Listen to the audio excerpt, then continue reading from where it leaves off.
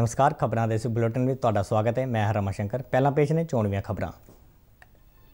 प्रधानमंत्री नरेंद्र मोदी ने कल कोविड-19 बारे समीक्षा मीटिंग की प्रधानगी दौरान कोरोना महामारी को लैके ढिल मठ और अवेसलेपन तो सुचेत किया।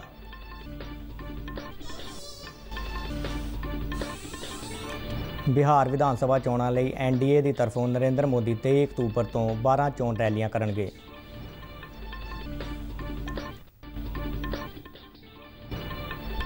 केंद्रीय गृह मंत्री अमित शाह ने कहा है कि केंद्र सरकार देश दी सरहदां की राखिया नूं लैके पूरी तरह चौकस है।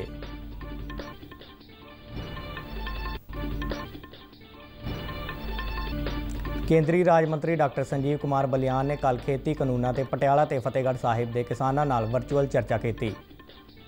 संजीव कुमार बलियान ने कहा कि खेती कानून लागू होने नाल फसल बेचण वेले किसानों नाल हुंदी धक्केशाही अते रिश्वतखोरी नूं ठल पवेगी। किसानों ने डॉक्टर संजीव कुमार बलियान वालों उन्हां दे शंकियां नूं दूर करन ते तसल्ली प्रगट की।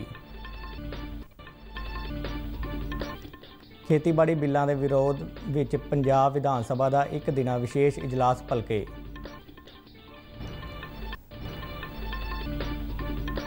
पंजाब के मुख्यमंत्री कैप्टन अमरिंदर सिंह ने पिंडां के सर्वपक्षी विकास लई अपनी सरकार वालों शुरू की गई स्मार्ट विलेज मुहिम के दूजे पड़ाव का कल वर्चुअल उद्घाटन किया। ते हुण खबरां विस्तार नाल। प्रधानमंत्री नरेंद्र मोदी ने कल कोविड-19 बारे समीक्षा मीटिंग की प्रधानगी दौरान कोरोना महामारी को लैके ढिल मठ और अवेसलेपन तो सुचेत किया। उन्होंने सारिਆਂ ਨੂੰ कोविड ते काबू पाने लई यत्न जारी रखने लई अपील की। प्रधानमंत्री ने कहा कि रोजाना आधार पर कोरोना मामलों में लगातार कमी दर्ज की जा रही है, पर एहतियात और बचाव में किसी भी तरह की ढिल की गुंजाइश नहीं है। प्रधानमंत्री ने समाजिक दूरी बना के रखने और कोविड-19 तो बचाव लई सही व्यवहार पर जोर दिंदिआं खास करके त्यौहारों के सीजन दौरान स्वै कंट्रोल की गल कही। प्रधानमंत्री ने कहा कि इस समय भारत में 3 कोरोना वैक्सीनां ते काम हो रहा है, जिन्हां विचों 2 वैक्सीनां का परीक्षण दूजे पड़ाव ते जबकि एक दा तीजे पड़ाव ते जारी है। प्रधानमंत्री ने कोरोना वैक्सीन तैयार हो जाने तो बाद इसनूं लोकां तक पहुँचाउण की प्रणाली चोणां करवाउण दे सिस्टम की तर्ज ते विकसित करने की सलाह दी, जिस विच सरकारां ते नागरिक समूहां नूं सारे पद्धरां ते शामिल किया जाए। प्रधानमंत्री नरेंद्र मोदी बिहार विधानसभा चोणां 'च NDA के पक्ष में चोण प्रचार लई 12 रैलियां करनगे। भारतीय जनता पार्टी के सूत्रों के हवाले तो मिली जानकारी मुताबक नरेंद्र मोदी वालों पहली रैली 23 अक्तूबर को की जाएगी। बिहार में बीजेपी के चोण इंचार्ज देवेंद्र फडणवीस ने दस्सिया कि इन्हां रैलियां विच मुख्यमंत्री नीतीश कुमार और NDA के होर भाईवाल आगू शामिल रहणगे। उन्होंने दस्सिया कि 23 अक्तूबर को नरेंद्र मोदी सासाराम, गया और भागलपुर में चोण रैली को संबोधन करेंगे। इस उपरंत 28 अक्तूबर को दरभंगा, मुजफ्फरपुर और पटना में चोण रैली करेंगे। 1 नवंबर को प्रधानमंत्री छपरा, पूर्वी चंपारण और समस्तीपुर और 3 नवंबर को पश्चिमी चंपारण और सहरसा में चोण रैलियां को संबोधन करेंगे। केंद्रीय गृह मंत्री अमित शाह ने कहा कि पूर्वी लद्दाख में देश दी सरहदां की सुरक्षा को लैके केंद्र सरकार पूरी तरह चौकस है। एक टीवी चैनल नाल गलबात करदिआं गृह मंत्री ने कहा कि भारत दीआं फौजां अपनी सरहदां की मजबूती नाल राखी करने के समर्थ ने। अमित शाह ने कहा है कि लद्दाख विचले कई ठिकाणिਆਂ को लैके चीन नाल चल रहे तनाव को घट करने लई फौजी और रणनीतिक पद्धर ते आपसी गलबात का सिलसिला जारी है। उन्होंने कहा कि सरकार हरेक स्थिति में देश की सुरक्षा और प्रभुसत्ता की राखी करने लई वचनबद्ध है। उन्होंने कहा कि देश की 1 इंच जमीन ते भी किसी होर मुल्क को अधिकार करन नहीं दिता जाएगा। शाह ने कहा कि भारत ने जिवें हुण तक मजबूती नाल अपनी सरहदां की राखी की है, उस तरह भविख विच भी देश की प्रभुसत्ता को नुकसान नहीं होने दिता जाएगा। केंद्र सरकार मुताबक चालू खरीद मार्केटिंग सीजन दौरान झोने की खरीद जोर शोर नाल जारी है। केंद्रीय खेतीबाड़ी मंत्रालय वालों जारी बयान मुताबक 6,70,000 किसानों तो 76 लाख टन तो वध झोना खरीदा जा चुका है। मंत्रालय ने कहा है कि किसानों को फसल के घट्टो घट्ट समर्थन मुल तहत तकरीबन 15.5 करोड़ रुपए दिए गए हैं। उन्होंने दस्सिया कि मंत्रालय वालों तमिलनाडु, कर्नाटक, महाराष्ट्र, हरियाणा समेत होरनां कई सूबों को दालां अते तेल बीजां की 41 लाख टन तो वध की खरीद लई प्रवानगी दी गई है। दालां ते तेल बीजां की खरीद नूं दी गई प्रवानगी मुताबक मूल सहायता स्कीम तहत इन्हां की खरीद सरकारी नोडल एजेंसियां वालों की जाएगी। तमिलनाडु, महाराष्ट्र ते हरियाणा में 723 टन मूंगी और माह की खरीद की गई है, जिस दे घट्टो घट्ट समर्थन मुल तहत 681 किसानों को 5 करोड़ 21 लाख रुपए दिए गए हैं। मंत्रालय ने दस्सिया कि भारतीय कपाह निगम वालों हुण तक 1.5 लाख तो वध गंढां की खरीद की जा चुकी है और 30,000 तो वध किसानों को MSP का लाहा दिता गया है। ਕੇਂਦਰੀ ਪਸ਼ੂ ਪਾਲਣ, ਡੇਅਰੀ ਅਤੇ ਮੱਛੀ ਪਾਲਣ ਰਾਜ ਮੰਤਰੀ ਡਾਕਟਰ ਸੰਜੀਵ ਕੁਮਾਰ ਬਲਿਆਨ ਨੇ ਕੱਲ੍ਹ ਖੇਤੀ ਕਾਨੂੰਨਾਂ ਤੇ ਪਟਿਆਲਾ ਤੇ ਫਤਿਹਗੜ੍ਹ ਸਾਹਿਬ ਦੇ ਪੱਤਰਕਾਰਾਂ ਨਾਲ ਵਰਚੁਅਲ ਪ੍ਰੈਸ ਕਾਨਫਰੰਸ ਕੀਤੀ। ਇਸ ਪ੍ਰੈਸ ਕਾਨਫਰੰਸ ਦੌਰਾਨ ਉਹਨਾਂ ਕੇਂਦਰ ਸਰਕਾਰ ਵੱਲੋਂ ਲਿਆਂਦੇ ਗਏ ਖੇਤੀ ਕਾਨੂੰਨਾਂ ਤੇ ਵਿਸਥਾਰਤ ਵਿੱਚ ਚਰਚਾ ਕੀਤੀ ਅਤੇ ਪੱਤਰਕਾਰਾਂ ਦੇ ਸਵਾਲਾਂ ਦੇ ਜਵਾਬ ਦਿੱਤੇ। ਸੰਜੀਵ ਕੁਮਾਰ ਬਲਿਆਨ ਨੇ ਪੰਜਾਬ, ਹਰਿਆਣਾ ਤੇ ਪੱਛਮ ਬੰਗਾਲ ਵਿਚਲੀ ਮੰਡੀ ਵਿਵਸਥਾ ਦੀ ਸ਼ਲਾਘਾ ਕੀਤੀ ਅਤੇ ਕਿਹਾ ਕਿ ਲੰਬੇ ਸਮੇਂ ਤੋਂ ਸੂਬਾ ਸਰਕਾਰਾਂ ਵੱਲੋਂ ਕੇਂਦਰ ਸਰਕਾਰ ਦੀ ਮਾਲੀ ਮਦਦ ਨਾਲ ਸਾਉਣੀ ਅਤੇ ਹਾੜੀ ਦੀਆਂ ਫਸਲਾਂ ਦੇ ਮੰਡੀਕਰਨ ਦੇ ਕੰਮ ਨੂੰ ਮੁਕੰਮਲ ਕੀਤਾ ਜਾਂਦਾ ਰਿਹਾ ਹੈ ਅਤੇ ਭਵਿੱਖ ਵਿੱਚ ਵੀ ਇਸੇ ਤਰ੍ਹਾਂ ਜਾਰੀ ਰਹੇਗਾ। ਉਹਨਾਂ ਸਪਸ਼ਟ ਕੀਤਾ ਕਿ ਕੰਟਰੈਕਟ ਫਾਰਮਿੰਗ ਕਾਫੀ ਸਮੇਂ ਤੋਂ ਚੱਲ ਰਹੀ ਹੈ। ਉਹਨਾਂ ਦੱਸਿਆ ਕਿ ਨਵੇਂ ਖੇਤੀ ਕਾਨੂੰਨਾਂ ਵਿੱਚ ਇਹ ਸਪਸ਼ਟ ਕੀਤਾ ਗਿਆ ਹੈ ਕਿ ਕੰਟਰੈਕਟ ਫਾਰਮਿੰਗ ਤਹਿਤ ਸਿਰਫ ਕਿਸਾਨਾਂ ਦੀ ਫਸਲ ਦਾ ਹੀ ਸੌਦਾ ਹੋਵੇਗਾ, ਜ਼ਮੀਨ ਦਾ ਨਹੀਂ। ਕੇਂਦਰੀ ਮੰਤਰੀ ਨੇ ਦੱਸਿਆ ਕਿ ਛੇਤੀ ਖਰਾਬ ਹੋਣ ਵਾਲੀਆਂ ਫਸਲਾਂ ਦੀ ਸਾਂਭ ਸੰਭਾਲ ਤੇ ਮੰਡੀਕਰਨ ਲਈ ਦੇਸ਼ ਭਰ ਵਿੱਚ ਫੂਡ ਪਾਰਕ ਵਿਕਸਿਤ ਕੀਤੇ ਜਾ ਰਹੇ ਨੇ। ਉਹਨਾਂ ਕਿਹਾ ਕਿ ਖੇਤੀ ਕਾਨੂੰਨ ਲਾਗੂ ਹੋਣ ਨਾਲ ਫਸਲ ਵੇਚਣ ਵੇਲੇ ਕਿਸਾਨਾਂ ਨਾਲ ਹੁੰਦੀ ਧੱਕੇਸ਼ਾਹੀ ਅਤੇ ਰਿਸ਼ਵਤਖੋਰੀ ਨੂੰ ਠੱਲ ਪਵੇਗੀ। ਕਿਸਾਨ ਆਪਣੀ ਜਿਣਸ ਕਿਸੇ ਵੀ ਮੰਡੀ ਵਿੱਚ ਬਿਨਾਂ ਕਿਸੇ ਡਰ ਤੋਂ ਵੇਚ ਸਕਣਗੇ। ਸੰਜੀਵ ਕੁਮਾਰ ਬਲਿਆਨ ਨੇ ਕਾਂਗਰਸ ਸਮੇਤ ਕੁਝ ਹੋਰ ਸਿਆਸੀ ਪਾਰਟੀਆਂ ਤੇ ਖੇਤੀ ਕਾਨੂੰਨਾਂ ਦੇ ਨਾਂ ਤੇ ਕਿਸਾਨਾਂ ਨੂੰ ਭੜਕਾਉਣ ਦਾ ਦੋਸ਼ ਲਗਾਇਆ।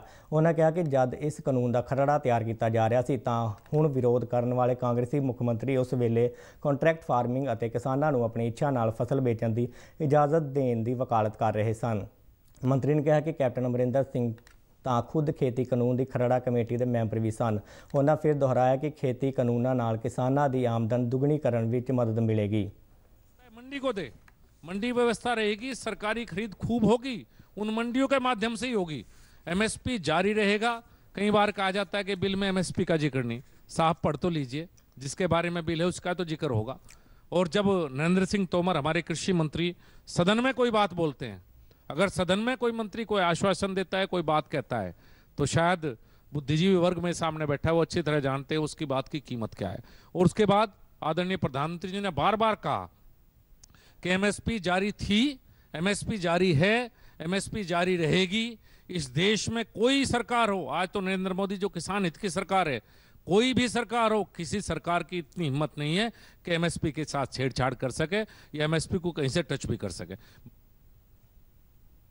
ਕੇਂਦਰੀ ਰਾਜ ਮੰਤਰੀ ਸੰਜੀਵ ਕੁਮਾਰ ਬਲਿਆਨ ਨੇ ਪਟਿਆਲਾ ਤੇ ਫਤਿਹਗੜ੍ਹ ਸਾਹਿਬ ਜ਼ਿਲ੍ਹਿਆਂ ਦੇ ਕਿਸਾਨਾਂ ਨਾਲ ਵੀ ਖੇਤੀ ਕਾਨੂੰਨਾਂ ਤੇ ਵਰਚੁਅਲ ਮਾਧਿਅਮ ਰਾਹੀਂ ਚਰਚਾ ਕੀਤੀ। ਉਹਨਾਂ ਨੇ ਕਿਸਾਨਾਂ ਦੀਆਂ ਕਈ ਸ਼ੰਕਾਵਾਂ ਦੂਰ ਕੀਤੀਆਂ। ਪ੍ਰਸਾਰ ਭਾਰਤੀ ਦੇ ਪਟਿਆਲਾ ਸਥਿਤ ਨੁਮਾਇੰਦੇ ਨਾਲ ਗੱਲਬਾਤ ਕਰਦਿਆਂ ਇਹਨਾਂ ਕਿਸਾਨਾਂ ਨੇ ਮੰਤਰੀ ਨਾਲ ਖੇਤੀ ਕਾਨੂੰਨਾਂ ਬਾਰੇ ਹੋਈ ਚਰਚਾ ਤੇ ਤਸੱਲੀ ਪ੍ਰਗਟ ਕੀਤੀ। ਉਹਨਾਂ ਦਾ ਮੰਨਣਾ ਸੀ ਕਿ ਕੇਂਦਰੀ ਮੰਤਰੀ ਪਾਸੋਂ ਉਹਨਾਂ ਨੂੰ ਕਈ ਸਵਾਲਾਂ ਦੇ ਜਵਾਬ ਨਾਲ ਭਰੋਸਾ ਵੀ ਮਿਲਿਆ ਹੈ। ਇੱਕ ਕਿਸਾਨ ਜਗਤਾਰ ਸਿੰਘ ਨੇ ਕਿਹਾ ਹੈ ਕਿ ਉਹਨਾਂ ਨੇ ਕੇਂਦਰ ਸਰਕਾਰ ਵੱਲੋਂ ਲਿਆਂਦੇ ਗਏ ਖੇਤੀ ਕਾਨੂੰਨ ਪੜ੍ਹੇ ਨੇ ਅਤੇ ਇਹ ਕਾਨੂੰਨ ਕਿਸਾਨਾਂ ਦੇ ਹੱਕ ਵਿੱਚ ਨੇ, ਪਰ ਕੁਝ ਵਿਰੋਧੀ ਪਾਰਟੀਆਂ ਕਿਸਾਨਾਂ ਨੂੰ ਗੁੰਮਰਾਹ ਕਰ ਰਹੀਆਂ ਨੇ। ਰਾਜਪੁਰਾ ਦੇ ਇੱਕ ਹੋਰ ਕਿਸਾਨ ਦਰਸ਼ਨ ਸਿੰਘ ਨੇ ਕਿਹਾ ਕਿ ਇਹਨਾਂ ਕਾਨੂੰਨਾਂ ਨਾਲ ਕਿਸਾਨਾਂ ਨੂੰ ਲਾਭ ਹੋਵੇਗਾ। ਉਹਨਾਂ ਕਿਸਾਨਾਂ ਨੂੰ ਪਹਿਲਾਂ ਇਹ ਕਾਨੂੰਨ ਪੜ੍ਹਨ ਦੀ ਅਪੀਲ ਕੀਤੀ। ਇਸੇ ਤਰ੍ਹਾਂ ਬਰਨਾਲਾ ਦੇ ਧਨੌਲਾ ਕਸਬੇ ਤੋਂ ਕਿਸਾਨ ਹਰਜੀਤ ਸਿੰਘ ਗਰੇਵਾਲ ਨੇ ਪ੍ਰਧਾਨ ਮੰਤਰੀ ਨਰਿੰਦਰ ਮੋਦੀ ਦੀ ਸਰਕਾਰ ਤੇ ਪੂਰਾ ਭਰੋਸਾ ਜਤਾਇਆ। ਉਹਨਾਂ ਕਿਹਾ ਕਿ ਪ੍ਰਧਾਨ ਮੰਤਰੀ ਨੇ ਕਿਸਾਨਾਂ ਦੇ ਹੱਕ ਵਿੱਚ ਕਈ ਫੈਸਲੇ ਲਏ, ਪਰ ਇਸ ਸਮੇਂ ਜੋ ਖੇਤੀ ਕਾਨੂੰਨਾਂ ਨੂੰ ਲੈ ਕੇ ਵਿਰੋਧ ਹੋ ਰਹੇ ਨੇ ਉਹਨਾਂ ਨੂੰ ਕਾਂਗਰਸ ਸਰਕਾਰ ਸਪਾਂਸਰ ਕਰ ਰਹੀ ਹੈ। किसान वीरो ये बिल जिहड़े ने ये अपने हक दे विच ने, अपने तो उल्ट नहीं है। पहले इसनूं पढ़ो, उस तो बाद जे थानूं कोई चीज़ लगदी है तो फिर विरोध भी कर लिओ। ऐदां ना विरोध करो, विरोधी पार्टियां दे बहकावे विच ना आओ। ये जो कि सेंटर सरकार ने किसानां दे बिल पास कीते ने, ये किसान हित ने जी। ये जिहड़ियां विरोधी पार्टियां ने ये इन्हां बिलों का विरोध कर रही ने। मैं अपने किसान वीरां नूं पुरजोर अपील करदा भी इनू पढ़ो, समझो तो फिर अगे कदम पुट्टो। ये बिल अपने हक दे विच है, किसी दे भड़कावे विच ना हो। मोदी सरकार जी ने ठीक किया है।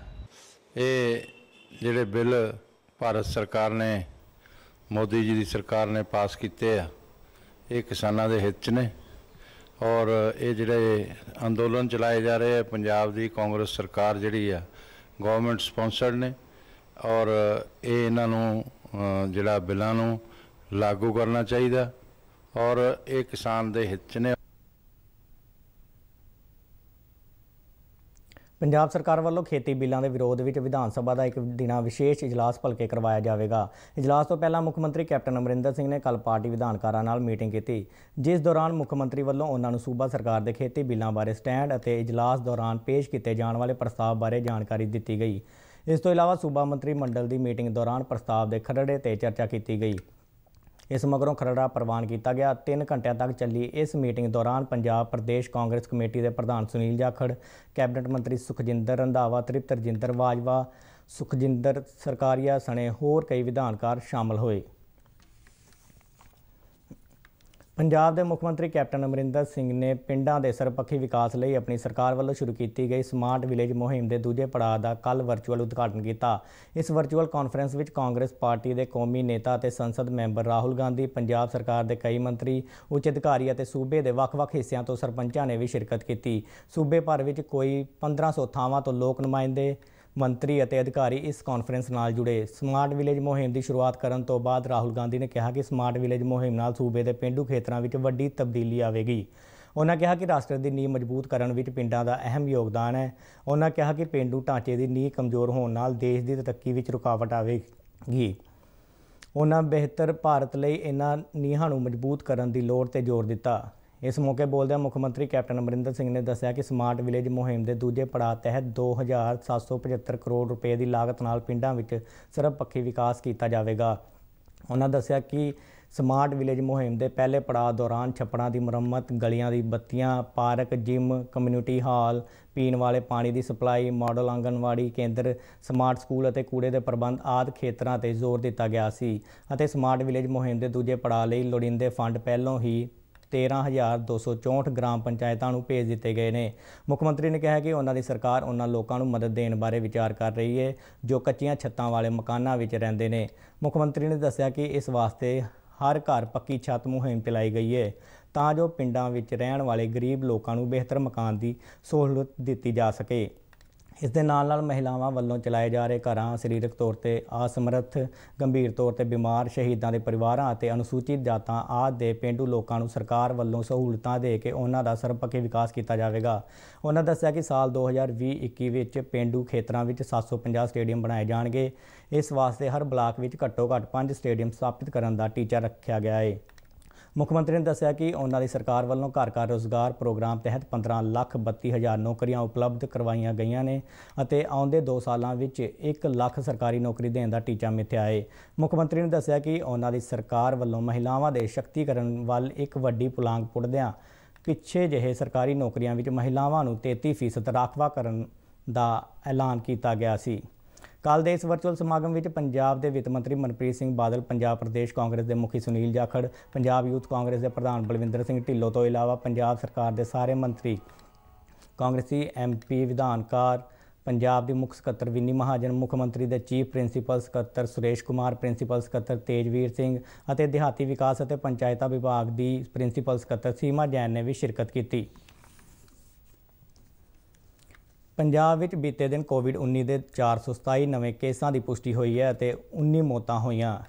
सेहत महकमे वालों जारी मीडिया बुलेटिन मुताबक सूबे में कोविड के कुल केसां की गिनती 1,27,154 हो गई है जबकि महामारी नाल तकरीबन 4,000 लोगों की मौत हो चुकी है। सेहत विभाग मुताबक हुण तक 1,16,925 मरीज सेहतयाब हो चुके हैं जिन्हां विचों 760 मरीजों को ठीक होने मगरों कल हस्पताल तो छुट्टी दी गई। पंजाब में मौजूदा समय कोविड-19 के 6,230 एक्टिव केस ने। उन्होंने दस्सिया कि बीते दिन जलंधर में 73, लुधियाना में 54 और मोहाली में 41 नवे मामले सामने आए।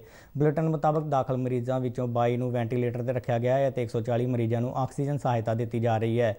पंजाब में हुण तक 23 लाख तो वध कोरोना जांच टैसट किए जा चुके हैं। तरनताਰਨ ਜ਼ਿਲ੍ਹੇ ਦੇ ਕਸਬਾ ਭਿੱਖੀਵਿੰਡ ਦੇ ਸ਼ੌਰਿਆ ਚੱਕਰ ਜੇਤੂ ਕਾਮਰੇਡ ਬਲਵਿੰਦਰ ਸਿੰਘ ਦਾ ਕੱਲ ਆਖਰਕਾਰ ਭਿੱਖੀਵਿੰਡ ਵਿੱਚ ਪੂਰੇ ਸਨਮਾਨਾਂ ਨਾਲ अंतिम संस्कार कर दिता गया। बलविंदर सिंह का परिवार प्रशासन वालों उन्हां दीआं मंगां मन्ने जाण दे भरोसे तो बाद अंतिम संस्कार करन लई राजी होया। इस तो पहलां कामरेड बलविंदर सिंह ने परिवारक मैंबरां ने कल पुलिस अगे कई सवाल चुके अते अपणियां कुछ मंगां रखदिआं बलविंदर सिंह का अंतिम संस्कार करन तो मना कर दिता सी। बलविंदर सिंह के परिवार ने सरकार तो जानना चाहया कि बलविंदर सिंह की सुरक्षा पुलिस वालों वापस क्यों लाई गई। बलविंदर सिंह की पत्नी जगदीश कौर अते उन्हां दे एक होर साथी कामरेड चमन लाल दराजके समेत परिवारक मैंबरां ने सरकार अगे मंग रखी कि कामरेड बलविंदर सिंह नूं शहीद का दर्जा दिता जाए। उन्होंने बलविंदर सिंह के परिवार नूं मुड़ तो Z+ सुरक्षा उपलब्ध करवाउण दी मांग की। उन्होंने यह भी कहा कि हमलावारां नूं तुरंत फड़िया जाए अते परिवार के एक होर ਮੈਂਬਰ ਨੂੰ ਸਰਕਾਰੀ ਨੌਕਰੀ ਦਿੱਤੀ ਜਾਵੇ।